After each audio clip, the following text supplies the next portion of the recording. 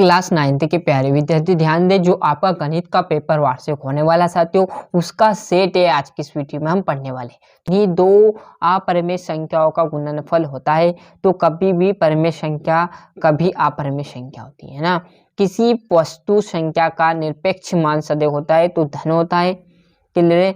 शून्य बहुपद की घात होती है तो अपरिभाषित। मैंने साइड में किया है, ये आपको नहीं करना है, मैंने हल करके बताया था। क्लियर है? ऐसा आपको नहीं करना है, बस आप तो टिक मार के देखो, है ना। ए से ए आ जाएगा।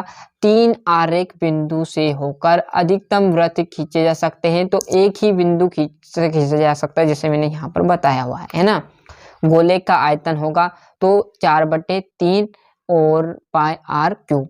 रिक्त स्थान भी मैंने टिक मार्क लगा दी है। तो आपका देखोगे ये 3 का घात कैसा आएगा साथियों कि ये जो 9 है, 9 किसका आपका वर्ग है तो 3 का वर्ग है, तो 1 2 से 2 कट जाएगा और 3 आपका आ जाएगा। क्लियर है?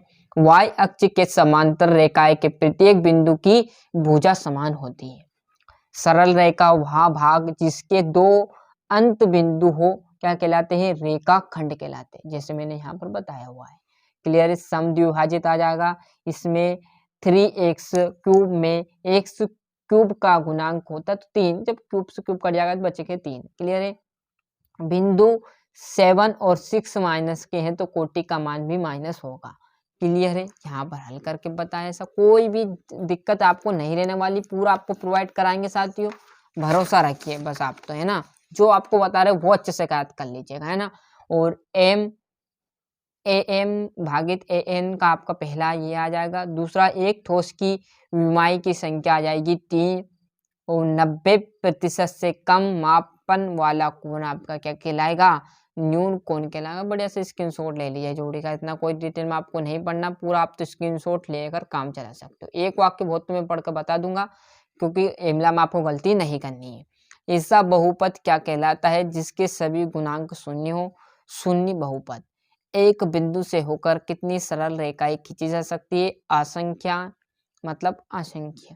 किन्हीं चरों और औसत का मान क्या कहलाता है? माध्यम कहलाएगा। यह आपका चतुर्थ आ जाएगा। और बड़े सा आप स्क्रीनशॉट ले लीजिए, है ना। सत्य असत्य देखिएगा, इसमें भी आपका असत्य असत्य असत्य असत्य सत्य और असत्य। क्लियर? यहाँ से 2-2 नंबर के बढ़िया से चालू होंगे। तो पहला क्वेश्चन आपके सामने क्या है? 1/3 और 2/3 के बीच 2 परिमेय संख्या ज्ञात कीजिए। क्लियर है? ये देखेंगे यहाँ से आपका 7वां।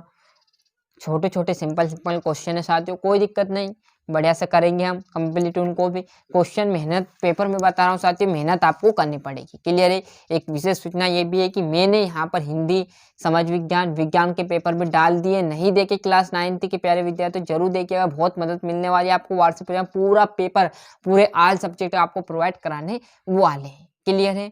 तो और एक और विशेष सूचना ये थी साथियों कि आपका कोई भाई 10th 11th और 12th में हो तो उनके भी पेपर डल रहे हैं।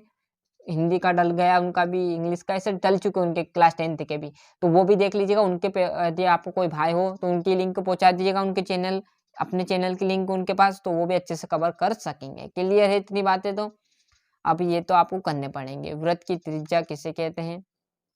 ये आपका 15वां, यहाँ पर आपका 16वां, 18वां। ये सब बड़े बड़े क्वेश्चन नहीं, ये छोटे क्वेश्चन है, परंतु 23 क्वेश्चन है। तो गणित के पेपर में डायग्राम समेत थोड़ा बड़ा लगता है, वो आपको घबराना नहीं, आप तो बिल्कुल, है ना। ये देख लीजिए, ये आपका 19वां 3 नंबर का, 20वां 3 नंबर का, बाकी के 3 ये क्वेश्चन 20वां 21वां 22वां